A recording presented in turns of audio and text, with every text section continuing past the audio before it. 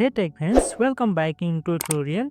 In this video we are going to learn how to block unknown number on WhatsApp. So in this I will guide you on the easiest and step by step process to block unknown number on WhatsApp. So let's dive into our video.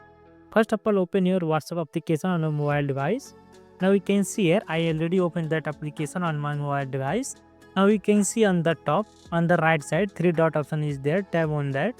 So inside that you will be getting different option are there. So inside that now we can see here setting option is there, tap on setting. So inside that setting now you can see here privacy option is there, tap on privacy.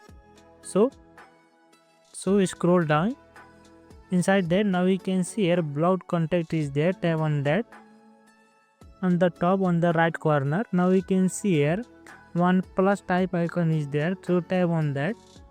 So you have to select that person whom you want to block. So I will select one random number.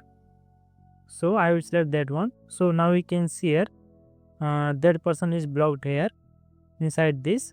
So if you want to unblock that person, tap on this and again tap on this unblock.